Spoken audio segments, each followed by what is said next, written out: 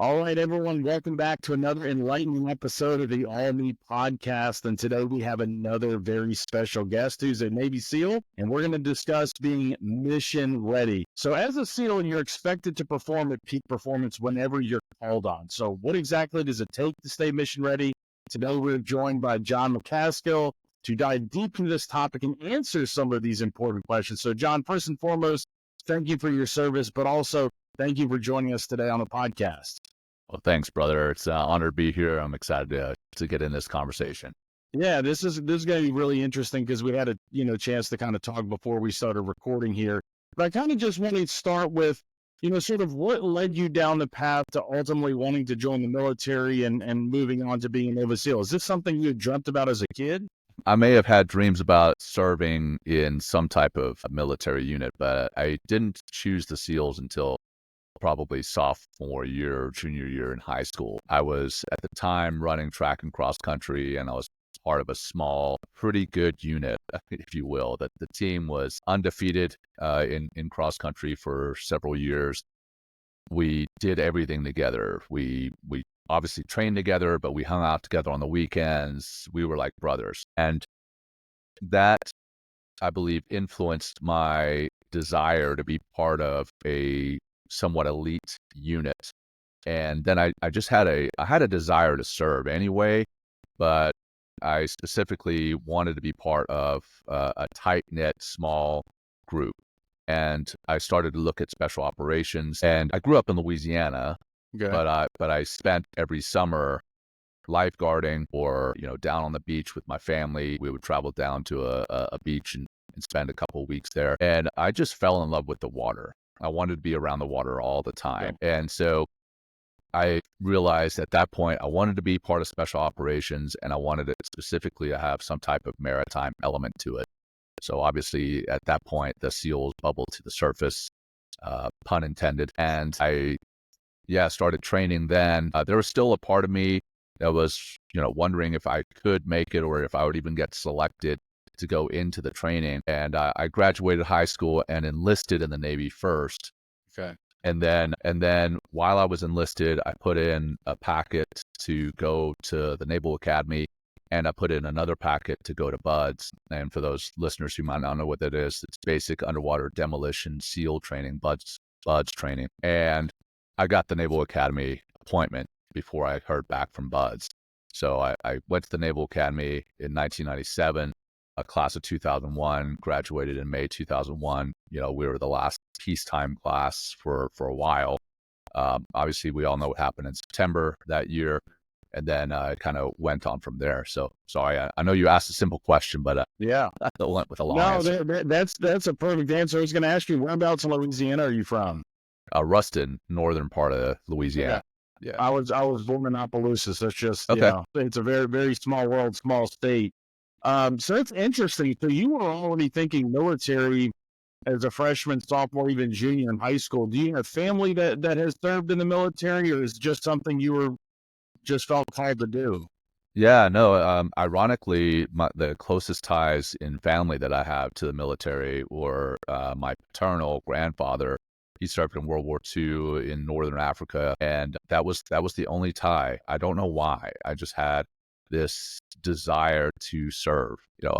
Definitely, there was a part of it that was driven by the movies and other things from when you're young, right? You kind of think combat is going to be amazing, and we'll talk about that later. But there, I don't know, man. I honestly don't know what drove that. It was just there, and then when I enlisted, it felt like I'd met a need of mine, and it continued to be met through my entire time in the service. Interesting. Yeah, I mean, growing up, we had G.I. Joes. Yeah, exactly. Arnold Schwarzenegger, Commando. You had Rambo growing up, which they really glamorized that. But and that was what I really found interesting about wanting to do this specific podcast about being mission ready, because so many people think that sort of like sports, right? You practice and know what time your game is on the weekend, right? Right. And so you're prepared for that. But But in the military, especially, being a special operator like yourself, if it's in the morning, if it's 2 in the morning, whatever it is, when that bell rings and, hey, we need you guys, it's not, am I ready? Like, you better be ready. So that's why I wanted to kind of take this sort of path into this discussion. But kind of before we did that dive, I did want to ask you, because our previous episode that we're going to release, we just released one with a Navy SEAL where we talked about buds and what it took to get through that and Hell Week and all that. What's it like when you get through, I mean, probably the hardest mentally and physical training program on the planet, and you're standing there with your graduating class? I mean, take us, what is that like? Yeah, I mean, it's quite a feeling. You're surrounded by some studs, and going through buds, going through Hell Week together. We started buds with 181 guys, started Hell Week with 108, finished Hell Week with 24, and that's what we ended up graduating with. And yeah, there's definitely a sense of relief, but there's also a sense of, oh man, things just got real. Now we're not in training anymore. Although I will say that there's still quite a bit of training involved. Yeah. After buds. There's the SEAL qualification training, jump training, some of the officer training, officer specific training that you go through. So it's still, after buds, it's still like 8 months or so before you get to your SEAL team. But that mission ready feeling, I will tell you, in the SEAL teams, in the standard quote unquote vanilla teams, as we're sometimes called, the need to be mission ready is always there, but it's not quite what it is for some of our brothers, what we call across the street or on the beach. That's the development group. Those guys, they're on a beeper, and if they get called away in the middle of dinner, they have to go, right? We at the other SEAL teams, we have a deployment cycle that we know we're training toward. But once we're on that deployment, then yeah, 100%, you're right. That's where you have to stay mission ready. You don't know when you're going to get the call. It can be your standard operating for the SEAL teams is in the nighttime. That's our friend, and that's when we do most of our operations. However, we do have daytime operations if something pops up, a high value target pops up, something like that. So we do have to stay mission ready all the time. And that entails, exercise. It entails keeping your gear, your weapon always ready. It entails getting sleep when you can, eating right. So there's all sorts of aspects to staying mission ready. But yeah, sorry, coming back to that class graduation, and it's more specifically the graduation from SQT, which is the follow-on course. That's when you pin your trident on. And that's when you're officially called a Navy SEAL from that point on. We all line up on the pier there after graduation, and we all jump in the water, and we throw some of our instructors in the water, and it's a blast. But that's where the feeling of, oh man, yeah, things are about to get real, especially, the timing that we had. We graduated SQT in 2003, February of 2003, and went on from there to our SEAL teams, and went from there to war. So it got real quick. How old were you that time? Let's see, 2003, so 23, 26. Okay. Yeah. Wow. That's, I mean, it's scary too, but, I'm guessing, and as we go through this, we'll have these discussions, but your training's got to kick in at some point, right? So, I mean, you're deployed, and hey, we've got to go do this, and something bad's going on. There's a target we've got to take care of. I'm guessing there's got to be a level of fear, right? Like, you have to have some fear, but also at the same point, I mean, you're trained to do this. So can you kind of talk about what that's like? Yeah. No, there's definitely, there is an aspect of fear, and it's not like the fear that you might experience. I don't know, if somebody was chasing you down with a chainsaw or something, like you kind of envision from these horror movies. There's a I know this is going to sound bad, but there's a level of excitement. There's a level of, oh yeah, here we go. At the same time, there is a level of, am I ready for this? Has all my training truly prepared me? And then when you think back, you're like, okay, I've done this, I've done that. I've worked hard with these guys around me. It's not just my training, it's our training as a unit. and you realize everything that you've done together, and you really start to have this sense of, yes, we are ready. We are ready for this. And that's when I think the fear dissipates, and then you start having this sense of confidence. Now, that's confidence in you. It's confidence in the plan. Obviously, the enemy gets a vote, and some things don't go according to plan. And that's when you might go back to a fear of anxiety, a feeling of anxiety or a feeling of fear. But yeah, there's definitely a feeling of, okay, all our training has even prepared us for this, right? We do immediate action drills, which is training you to react to the enemy if they contact you prior to your planning. They're contacting you, right? And you drop down into, everybody likes to think that you rise to the occasion. Well, we don't rise to the occasion. We fall to the lowest level of our training. And luckily, in the special operations community, our lowest level of training is pretty darn high. So we feel pretty confident when the proverbial stuff hits the fan. Yeah. No, it's interesting because, kind of like we were talking about prior to the podcast and as we were getting ready for this, most people think, again, you use the analogy of the athlete, of the sport. You're getting ready for this big game, right? So you've trained and you've done all this sort of stuff. And you'd also mentioned the piece of nutrition and really just keeping your body ready, because you can't be deployed and go over and just start eating terrible things and not working out, just laying around all day, because when it's time to perform or, you get called on, you've got to be ready to go. So if you could take us, all right, so you've now graduated, you've been deployed, or even if you weren't deployed and you were here stationed in the US, what a typical day look like, a typical week look like? How do you keep your body in shape? And obviously, if you can talk about some of the training, I know you got to keep your weapons ready to go too. Yeah. Talk about what that would look like. Yeah, well, the physical aspect is kind of plugged into your day, right? So I'm retired now. I retired in 2020, and I very much took that physical aspect for granted. It's for the first couple of hours of our day in the SEAL teams, we're working out. That's a run, a swim, some type of physical strength training, obstacle courses, these types of things. And then So it's typically not like you're just walking into a gym, bench press and squatting. I mean, no, that might be part of it, but so actual it's obstacle course. Okay. yeah. I mean, it's much more regimented than people expect it to be. Okay. There's I mean, we have world-class trainers, world-class gyms, world-class equipment.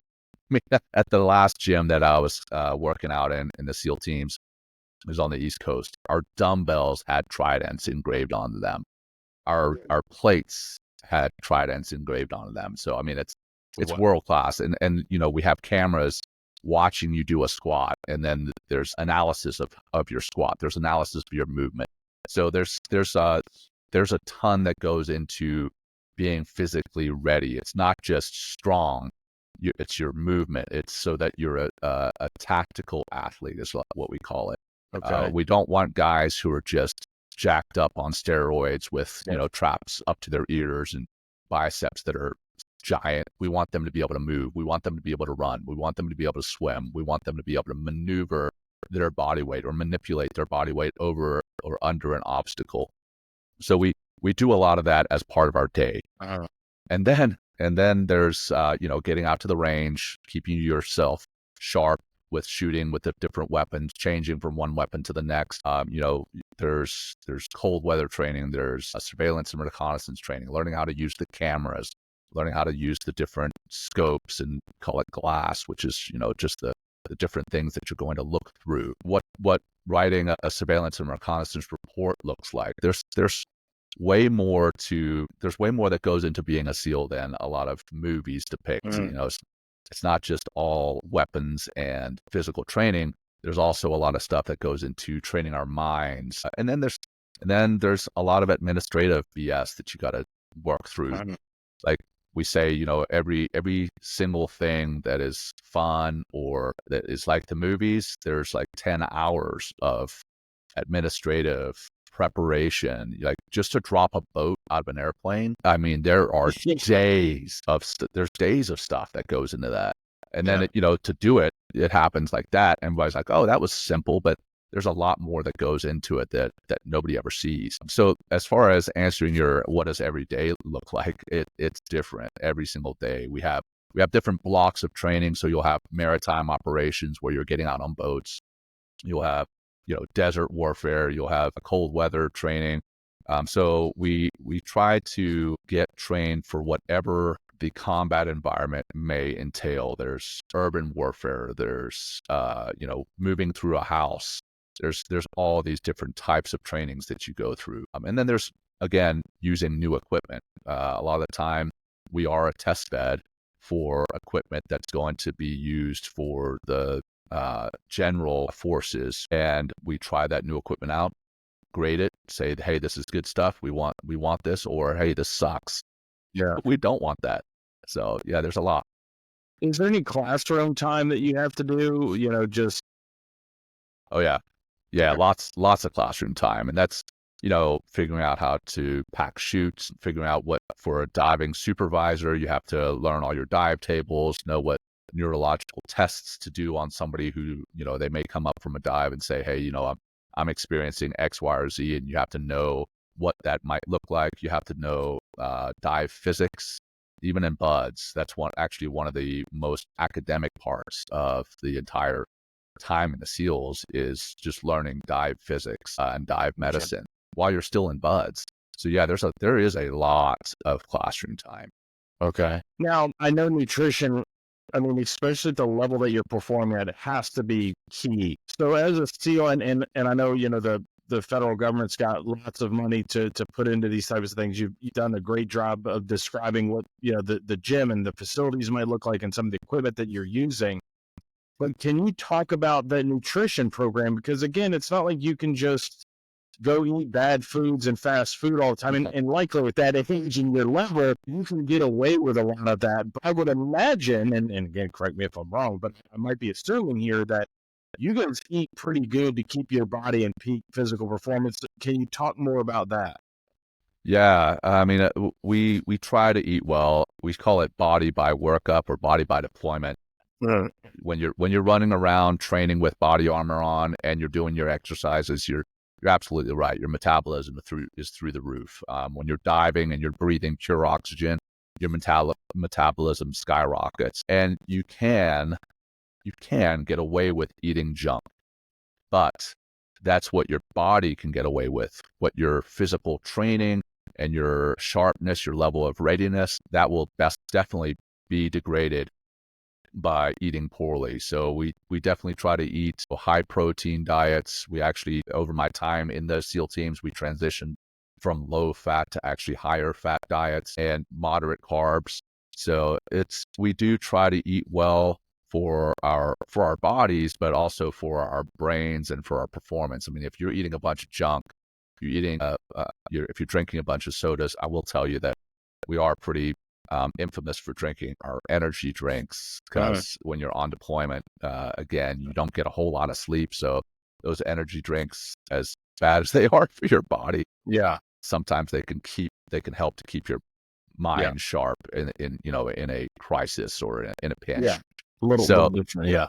Yeah. So guys will bring stuff on deployments. We have tons of metrics. Protein powder is just right there available for you all the time. Yeah, we do. We're treated well as far as having food and supplements are ready for us all the time. So yeah, it's a different life for sure. Do you get trained to eat in the case that, let's say you're in the middle of combat, just all hell's broken loose and you can't, it's not like, hey guys, let's take a break from the gunfire. I need to go get a steak and we'll come back and resume this, right? What is that?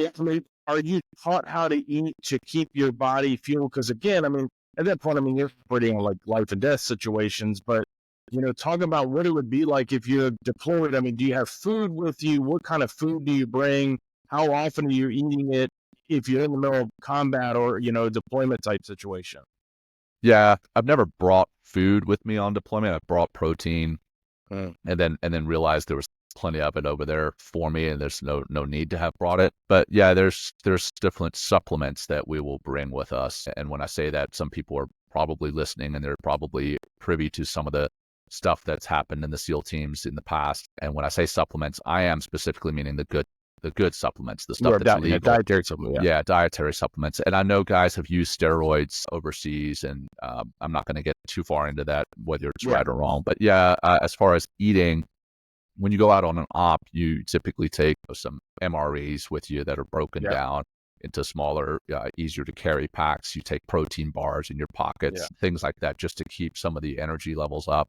And then when you go to what we call the DFAC, the dining facility, there is junk. There is a lot of junk in those DFACs. There's ice cream bars, there's buffalo wings and all this other stuff. And I will tell you, it's hard to resist sometimes. But there's also the salad bar. There's vegetables, potatoes, the good things that do fuel your body and your mind. And we do have training on that. We have nutritionists at the SEAL teams that can walk us through what real nutrition looks like and what that real nutrition is going to do for our optimum performance. Well, because I guess you're in the same. You're an adult, right? So you're sort of in the same boat as a professional athlete. Where you take baseball, you have your clubhouse guy that could go get you pizza or whatever, right? But the guys that stay around, the guys that are super healthy, they're watching what they put in their body. They're very conscious. So I guess same sort of scenario. You're an adult. If you want to go have bad food, you can have bad food, but knowing what you're doing for a living, it's probably best to stay on the healthy side. Now, one of the things you mentioned was sleep. Yeah. And I know that's super important for peak performance, but also in the previous podcast, we had talked about, it's 2 a.m. You might have only been sleeping for an hour. Hey, it's get up, it's train. We've got to do this. Because again, you never know when you're needed. So if you can sort of talk sleep, how, the obviously importance of sleep, recovery, rest, and all those sorts of things from your perspective as a Navy SEAL. Yeah. I wish that I could say that I prioritize sleep in the SEAL teams. I did not. And I would say that there's plenty of guys who don't. And that's just because they and I did not truly understand the value of sleep. There was the sayings, hey, I'll sleep when I'm dead. Sleep is for the weak. If you're getting more than 6 hours of sleep, then you're think of a derogatory name. Who would throw them out there? But in hindsight, looking back, there's clearly value in getting sleep. What it does for your body, it helps you to rebuild the muscles, helps you to rebuild any type of damage that you've done to your cells. It helps you to think more clearly. There's all sorts of value in that. Towards the end of my career, sleep became not just more of a priority for me, but we started getting more education on sleep, sleep hygiene, what alcohol does to your sleep, what the different levels of sleep are and why you need to get into those levels. And then there's a guy, man, you should definitely talk to him. He calls himself the sleep genius, and I'll introduce you to him. But he started this course called 62 Romeo. And this 62 Romeo is a 6-week program. It's 6-2R, so 6 weeks to, I think the R is regular or rest or something. Anyway, it was founded by him. The whole priority or idea behind it was there was a SEAL who didn't sleep for 3 days when he was back stateside and started having a lot of negative thoughts, and ended up taking his life. And that right there was enough to inspire. Sorry, I never even mentioned his name. Rob Sweetman. Rob as the sleep genius to start 62 Romeo to help military members get sleep, and it's military members, specifically veterans, who are taking the way that they lived in the SEAL teams or in the military and think that they can do that on the outside. They think that they need to do that. And there's just sleep patterns that are destroyed in the SEAL teams. You're working at night, out on the battlefield at night. You're drinking the energy drinks to stay up to do your reports after you get on because every time you come back from an operation, you have to file some type of report, an after action report.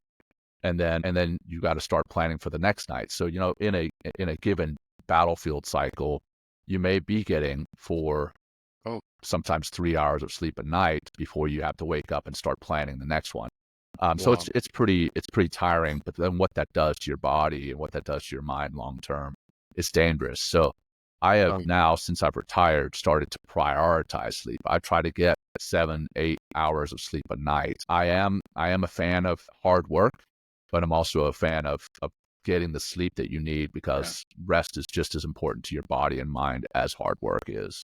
No, you're absolutely right. And that'd be wonderful to do, a podcast about that. Obviously, it's super important for your body to recover, but also to be ready and all these sorts of things. For sure. Um, there was this might sound ridiculous, but as I was doing sort of my research for this podcast and the podcast that we had done before with the Navy SEALs, but there was an ad or something that came up. It's like, hey, get this sleep program. There's, 3 secret steps or whatever it is that Navy SEALs use to fall asleep at nighttime. Is there any validity to that? I didn't go down that rabbit hole, but is there any validity? Do you guys have a special class you take, that will help you fall asleep faster than the normal person? Man, not that I remember. I just remember being tired all the time. So whenever I got an opportunity to sleep, Yeah. I fell asleep pretty quickly. I bet you're I mean, exhausted. there are things that I've learned to use since. I mean, that's managing your sleep hygiene, like trying to turn off the blue lights. Typically, when I'm sitting in front of my computer, I wear blue light blocking glasses. I don't wear them when I'm on an interview just because they look funny.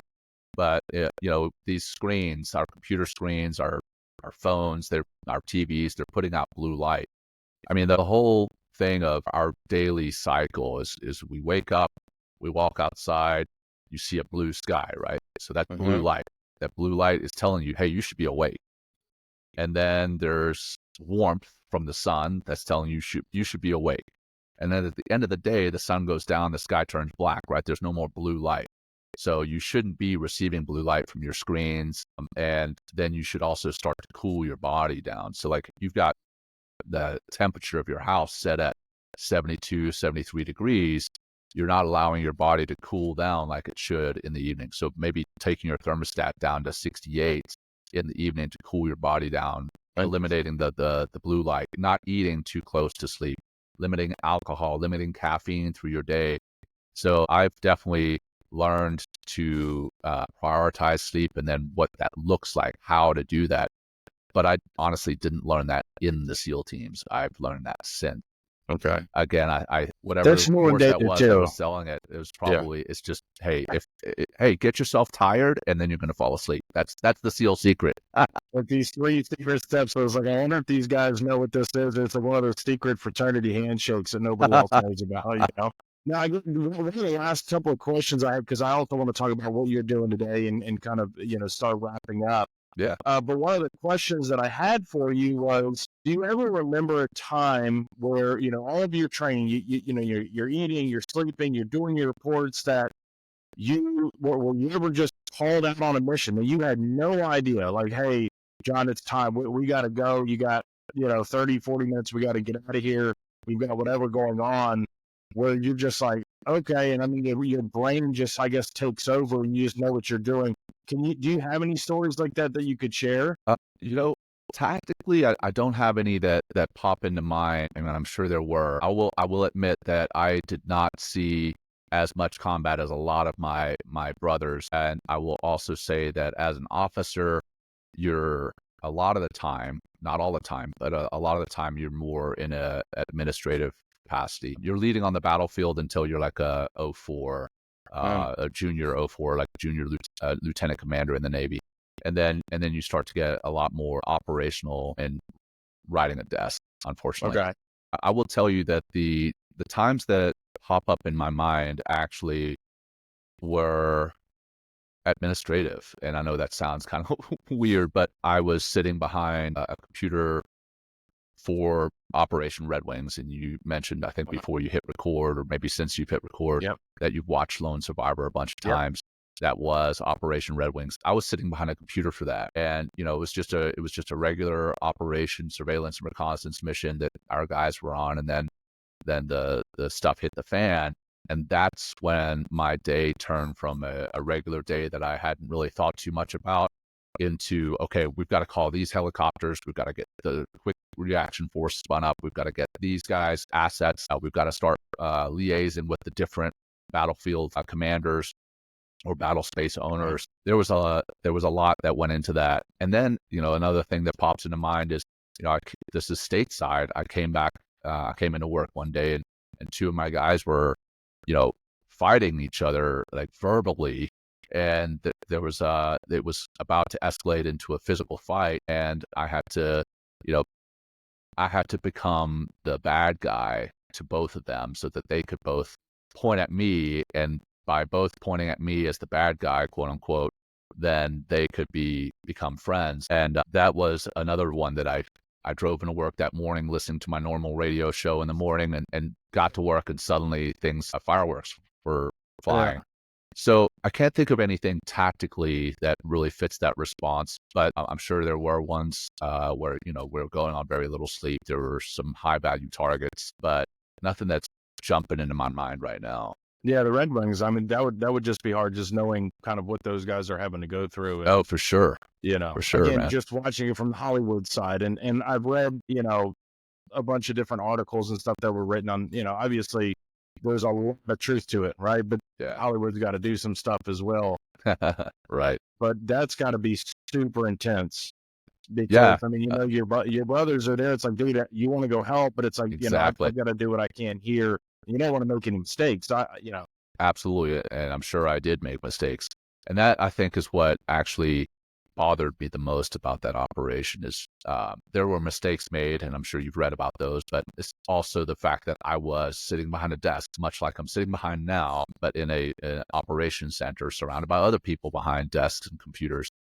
And I was not out there with my guys. Again, I don't want to make it sound like I saw a ton of combat, but I went on, a pretty good number of missions and did see combat, and that didn't bother me as much as sitting behind the computer when I knew my guys were dying. Yeah. That was by far more traumatic to me. So, yeah. Well, no, we appreciate your service and all you've done. And so how do you transition, from being this, elite, military person to, are you back in civilian life now? Kind of, what is that transition like, and what are you doing today?